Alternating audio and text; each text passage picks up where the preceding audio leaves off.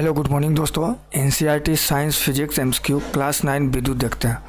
Class 1 से लेकर 8 तक आपका फिजिक्स का करा दिया गया है, जो कि बहुत ही महत्वपूर्ण टॉपिक है और ये 1 से 8 तक पढ़ लीजिएगा। 9 आज विद्युत का अपलोड कर रहे हैं और ये आपको बीपीएससी में तो पूछेगा ही, जैसे कि बिहार दरोगा, बीएसएससी और भी अदर एग्जाम में ये बहुत ही महत्वपूर्ण टॉपिक है। तो चलिए देखते हैं।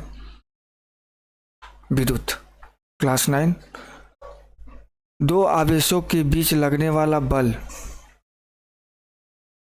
पहला का डी आंसर होगा। उपयुक्त में से क्यों नहीं? कोई नहीं। दिए गए कथनों में से सभी कथन असत्य हैं, क्योंकि दो आवेश के मध्य कार्यरत बल की प्रकृति आकर्षण प्रतिकर्षण आवेशों की प्रकृति पर निर्भर करती है। दोनों आवेशों के मध्य बल आवेश के गुणनफल के समानुपाती होता है, अर्थात यह आवेशों के मान पर निर्भर करता है तथा दूरी के वर्ग के व्युत्क्रमानुपाती होता है। अतः आवेशों के मध्य दूरी बढ़ने पर बल का मान घटता है। क्वेश्चन नंबर 2, निम्न कथनों पर विचार कीजिए। उपयुक्त में से कौन से कथन सत्य है? तो 1 और 3 सत्य है, मतलब 2 का बी। स्थिर विद्युत क्षेत्र रेखाएं बंद लूप नहीं बनाती।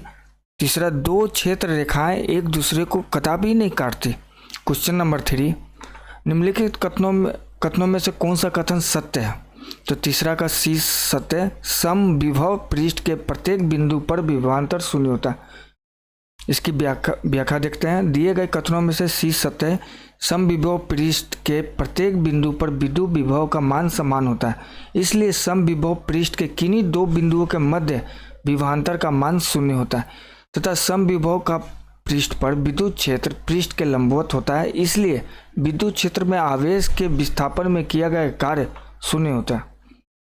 संधारित्र एक ऐसा संयोजन है जिसमें आवेश पर्याप्त मात्रा में संचित रहता है। संधारित्र एक ऐसा संयोजन है जिसमें आवेश पर्याप्त मात्रा में संचित रहता है। 4 का ए आंसर होगा। क्वेश्चन नंबर 5, आपस में जुड़ी दो आवेशित वस्तुओं के बीच विद्युत धारा प्रभावित नहीं होती है यदि वे हो समान विभव पर। 5वां का डी आंसर होगा। आपस में जुड़ी दो आवेशित वस्तुओं के बीच विद्युत धारा प्रभावित नहीं होती यदि वे हो समान विभव पर हो। क्वेश्चन नंबर 6, विद्युत धारा से संबंधित निम्नलिखित कथनों पर विचार कीजिए। उपयुक्त में से कौन सा सत्य है? तो 6 का बी हो जाएगा। 1 और 4 सत्य है। विद्युत आवेश के प्रवाह की दर को विद्युत धारा कहते हैं। विद्युत धारा की दिशा परिपथ में इलेक्ट्रॉनों के प्रवाह की दिशा के विपरीत होती है। क्वेश्चन नंबर 7, परिपथों में विद्युत धारा मापने के लिए प्रयोग किया जाने वाला यंत्र है अमीटर। परिपथों में विद्युत धारा मापने के लिए प्रयोग किया जाने वाला यंत्र है अमीटर। व्याख्या देखते हैं। परिपथ में विद्युत के मापन हेतु अमीटर का प्रयोग किया जाता है। इसे परिपथ के श्रेणी क्रम में संयोजित किया जाता है तथा वोल्ट मीटर द्वारा परिपथ की वोल्टता का मापन किया जाता है। इसे परिपथ में समांतर क्रम में जोड़ते हैं। थर्मामीटर द्वारा ताप तथा हाइग्रोमीटर द्वारा आर्द्रता का मापन किया जाता है। क्वेश्चन नंबर 8 का सी होगा। दोनों सही है। निम्नलिखित कथनों पर विचार कीजिए। जो पदार्थ विद्युत धारा का प्रवाह होने देते हैं ऐसे पदार्थ विद्युत चालक कहलाते हैं तथा जो पदार्थ विद्युत धारा का प्रवाह मंद कर देते हैं विद्युत रोधक कहलाते हैं। मानव शरीर का बहुत अच्छा चालक है। मानव शरीर विद्युत का बहुत अच्छा चालक है। क्वेश्चन नंबर 9,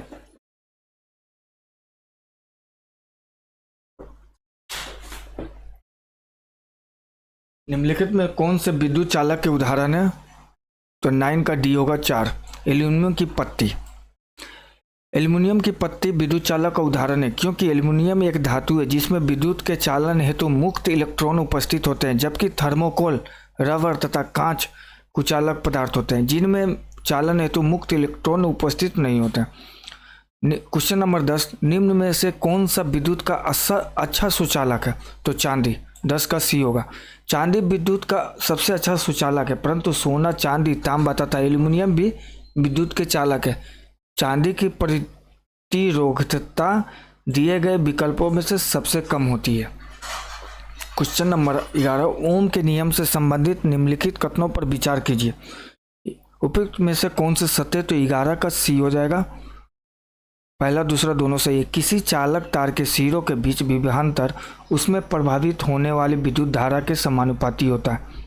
दूसरा, यह नियम केवल धात्विक चालकों तथा मिश्र धातुओं के लिए ही लागू होता है। क्वेश्चन नंबर 12, किसी चालक के प्रतिरोध के संबंध में निम्नलिखित कथनों पर विचार कीजिए। तो 12 का डी हो जाएगा। 1, 2, 3 तीनों सही है। किसी चालक का प्रतिरोध चालक की लंबाई पर निर्भर करता है। दूसरा, किसी चालक का प्रतिरोध चालक के अनुप्रस्थ काट के क्षेत्रफल पर निर्भर करता है।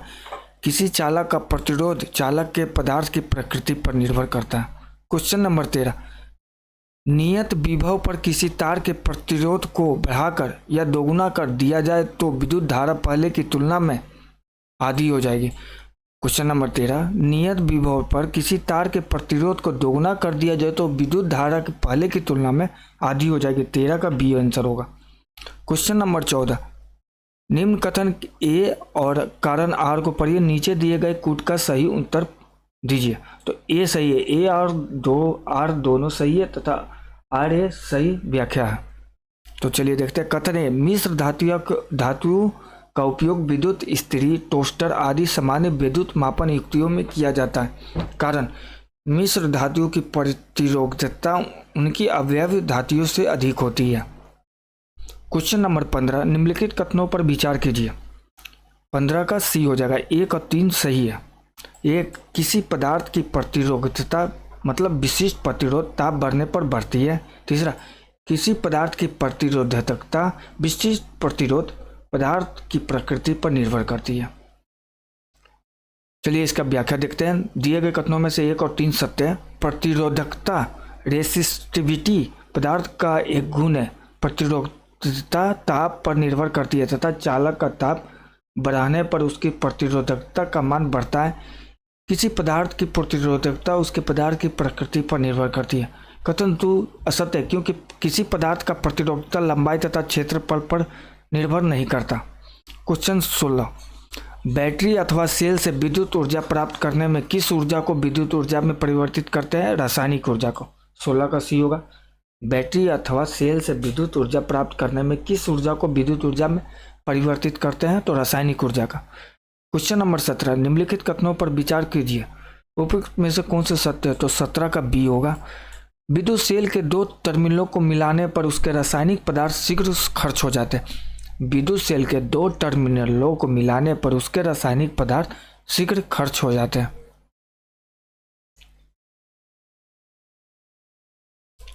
क्वेश्चन नंबर 12, किसी चालक के प्रतिरोध के संबंध में निम्नलिखित कथनों पर विचार कीजिए। तब 12 का डी होगा। 1, 2, 3 तीनों सही है। किसी चालक का प्रतिरोध चालक की लंबाई पर निर्भर करता है। दूसरा, किसी चालक का प्रतिरोध चालक के अनुप्रस्थ काट के क्षेत्रफल पर निर्भर करता है। तीसरा, किसी चालक का प्रतिरोध चाल के पदार्थ की प्रकृति पर निर्भर करता है। क्वेश्चन नंबर 13, नियत विभव पर किसी तार के प्रतिरोध को बढ़ाकर या दोगुना कर दिया जाए तो विद्युत धारा पहले की तुलना में आधी हो जाएगी। ये रिपीटेड क्वेश्चन है। क्वेश्चन नंबर 14,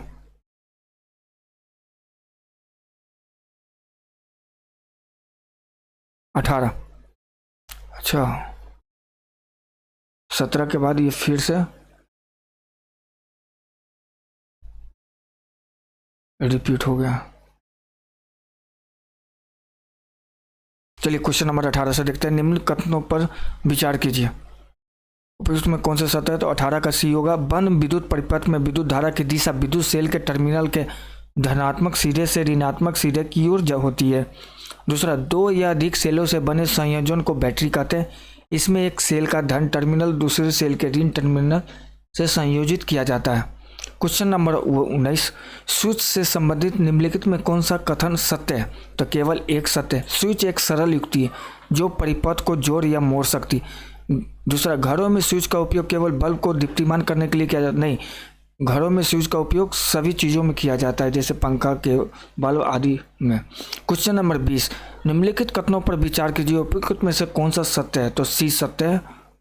1 और 2 दोनों। पहला, किसी तार में विद्युत धारा प्रभावित करने पर वो तार तप्त हो जाता है, इसे विद्युत धारा का तापीय प्रभाव कहते हैं। दूसरा, विद्युत धारा में विद्युत धारा प्रभावित करने पर वो तार चुंबक की भांति व्यवहार करता है। क्वेश्चन नंबर 21,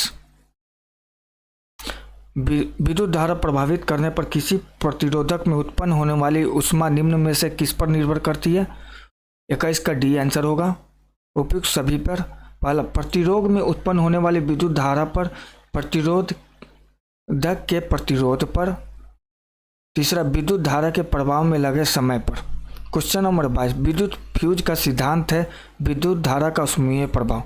विद्युत फ्यूज का सिद्धांत है विद्युत धारा का ऊष्मीय प्रभाव। 22 का सी। क्वेश्चन नंबर 23, विद्युत फ्यूज के संबंध में निम्नलिखित कथनों पर विचार कीजिए। उपयुक्त में से कौन सा सत्य है? तो डी। 23 का डी होगा। फ्यूज सुरक्षा युक्ति है। पहला, फ्यूज सुरक्षा युक्ति है जो विद्युत परिपथ की क्षति तथा संभावित आग के प्रति सुरक्षा प्रदान करता है। दूसरा, इनका उपयोग लघु पतन या शॉर्ट सर्किट को रोकने हेतु होता है। तीसरा, उच्च विद्युत धारा के प्रभावित होने से विद्युत फ्यूज के तार पिघल जाते हैं। क्वेश्चन नंबर 24, टंगस्टन धातु के संदर्भ में निम्नलिखित में से कौन सा सत्य है? तो उपयुक्त में से सभी। 24 का डी होगा। पहला, विद्युत बल्ब में टंगस्टन का उपयोग किया जाता है। बी, टंगस्टन उच्च गलनांक की प्रबल धातु है। सी, टंगस्टन का गलनांक 3380 डिग्री सेल्सियस होता है।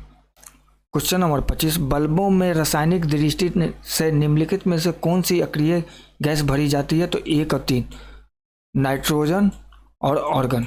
बल्बों में रासायनिक दृष्टि से निम्नलिखित में से कौन सी अक्रिय गैस भरी जाती है? नाइट्रोजन और ऑर्गन। 25 का ए आंसर होगा। 26, निम्नलिखित कथनों पर विचार कीजिए। एक साधारण बिजली के बल्ब का अपेक्षाकृत अल्प जीवन होता है क्योंकि 26 का डी सत्य होगा। 1, 2, 3, फिलामेंट का तार एक समान नहीं होता है। दूसरा, बल्ब पूर्ण रूप से निर्वातित नहीं किया जा सकता। तीसरा, फिलामेंट के सहायक तार उच्च ताप पर पिघल जाते हैं।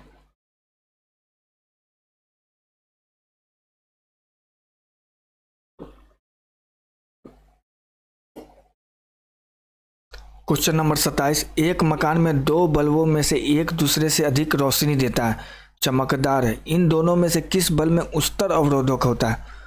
तो 27 का मंद रोशनी वाले बल्ब में। क्वेश्चन नंबर 28, विद्युत लेपन के संदर्भ में निम्नलिखित कथनों पर विचार कीजिए। उपयुक्त में से कौन सा सत्य है? तो 1 और 2 सत्य। 28 का सी। विद्युत लेपन विद्युत धारा किसी पदार्थ पर किसी वांछित धातु की परत निक्षेपित करने की प्रक्रिया है। दूसरा, विद्युत लेपन विद्युत धारा के रासायनिक प्रभाव का एक उपयोग है। क्वेश्चन नंबर 29, निम्नलिखित कथनों में से कौन से कथन सत्य है? तो सी। 29 का सी होगा। पहला, खाद्य पदार्थों के भंडारण में उपयोग किए जाने वाले टीन के डिब्बों में लोहे के ऊपर टीन का विद्युत लेपन किया जाता है। दूसरा, टीन लोहे से कम क्रियाशील होता है। क्वेश्चन नंबर 30, निम्न कथन ए और कारण को पढ़िए, नीचे दिए गए कूट का सही उत्तर कीजिए। कथन, लोहे में संक्षारित होने, 30 का ए आंसर होगा। लोहे में संक्षारित होने तथा जंग लगने की प्रवृत्ति होती है, तब भी इसका उपयोग पुलों तथा स्वचालित वाहनों को प्रबल बनाने के लिए किया जाता है। कारण, संक्षारण तथा जंग लगने से बचाने के लिए लोहे पर विद्युत लेपन द्वारा जिंक की परत निक्षेपित की जाती है। क्वेश्चन नंबर 31, निम्नलिखित कथनों पर विचार कीजिए, कौन सा सत्य है? तो ए सत्य है, ओनली ए। प्रकाश उत्सर्जक डायोड एलईडी ऊर्जा की कम खपत करते हैं। इसकी व्याख्या पढ़ लीजिएगा।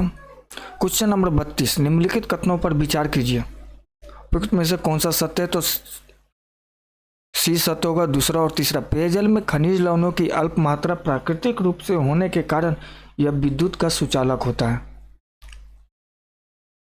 जल में नमक मिलाने पर वह विद्युत का अच्छा चालक बन जाता है। क्वेश्चन नंबर 33, निम्नलिखित में से कौन सा कथन किसी लंबे विद्युत धारावाही तार के निकट चुंबकीय क्षेत्र का सही वर्णन करता है? तो क्वेश्चन नंबर 33 का डी आंसर होगा।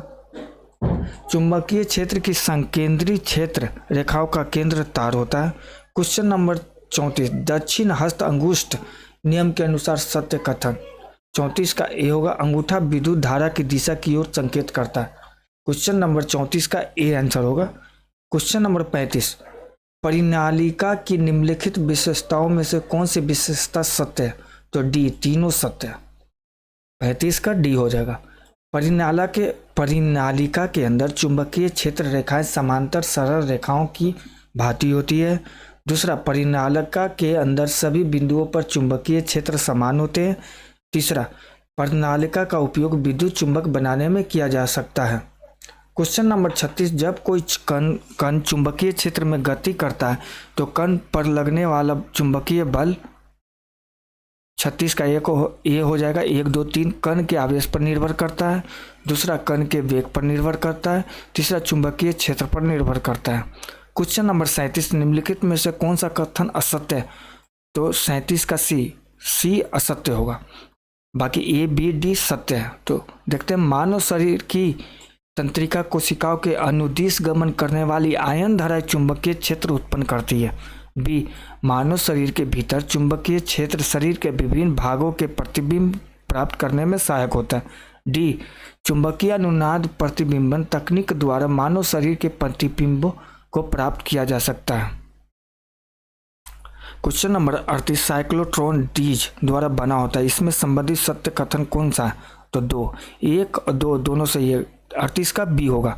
एक, साइक्लोट्रॉन आवेशित कणों को त्वरित करने वाला यंत्र है। साइक्लोट्रॉन का आविष्कार नाभिकीय अन्वेषण के लिए किया गया था। क्वेश्चन नंबर 39, निम्नलिखित कथनों में से कौन सा कथन सत्य है? तो 39 का सी, धारावाही तार के कारण चुंबकीय क्षेत्र रेखाएं बंद वृत्ताकार धारा बनाती है। क्वेश्चन नंबर 40, विद्युत मोटर में विद्युत ऊर्जा को यांत्रिक ऊर्जा में बदला जाता है। 40 का सी। 41, व्यावसायिक मोटरों के संदर्भ में निम्न में से कौन सा कथन सत्य? तो उपरोक्त सभी सत्य। 41 का डी, इनमें विद्युत चुंबक प्रयोग किए जाते हैं। बी, इनमें कुंडली को गर्म लोह क्रोड पर लपेटा जाता है। सी, इनकी शक्ति अधिक होती है। क्वेश्चन नंबर 42, घरेलू परिपथ में उपयोग होने वाले अवयव निम्न में से कौन से हैं? तो सी, 1 2 3 5, सर्विस लाइन, उदासीन तार, गर्म तार, फ्यूज। क्वेश्चन 43, लघु पतन के समय परिपथ में विद्युत धारा का मान बहुत अधिक बढ़ जाता है। 43 का सी।